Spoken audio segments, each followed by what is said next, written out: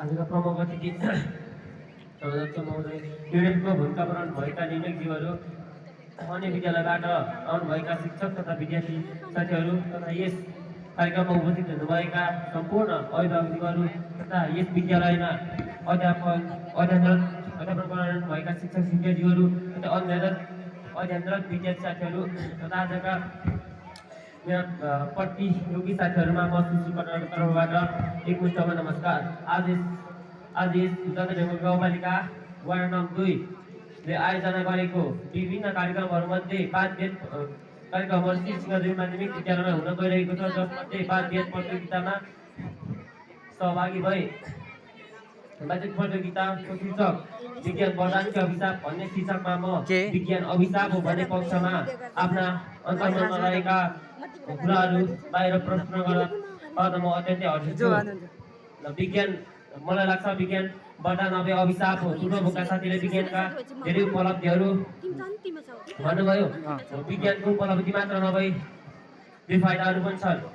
पूर्वका साथीले कोभिड-19 को रोगको उपचारमा विज्ञानकै हात छ भन्नुभयो, तर त्यस कोभिड-19 को भाइरस फैलाउनुमा उत्पत्ति पनि विज्ञानकै कारणले भएको थियो।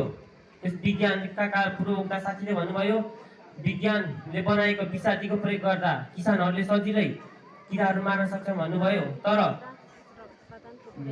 किसानले लगाएको कीटनाशक विषादी तरकारीमा मात्र नभई तरकारीका त किरा मर्छन्, तर त्यस विषादी बिरुवामा मात्र स्थिर नरही जमिनमा झर्छ र जमिनमा पुगेपछि जमिनका उर्वर शक्ति बढाउने विभिन्न सूक्ष्मजीवहरूको पनि अन्त्य हुन्छ र त्यस कीटनाशक विषादी जमिनमा मात्र स्थिर नभई खोलानालामा सबै बग्दै जान्छ, जसले खोलानालामा भएका विभिन्न जीव जन्तुहरूको सबै मृत्यु हुन पुग्छ।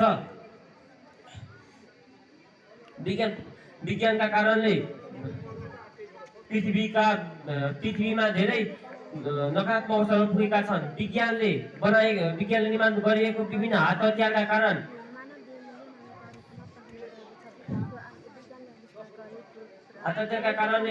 देश संसारमा मित्रता नगरवासीको सम्बन्धमा रहेका देशहरू पनि एक आपसमा मित्रता नभई शत्रुतामा कायम हुन पुगेको छ।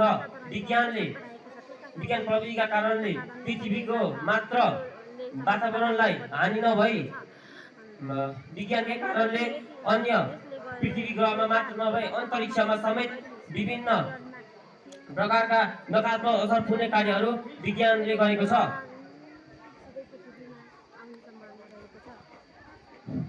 पूर्वका साथीले भन्नुभयो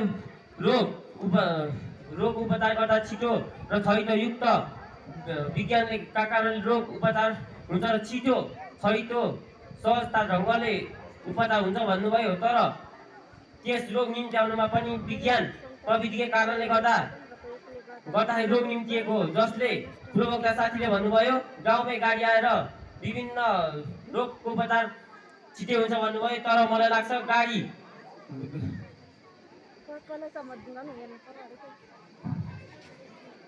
गाडीले बिरामीलाई बिस्तारै लाँदाखेरि बाटोमा एक्सिडेन्ट भएर मृत्यु भएको पनि खबर पाइएको छ।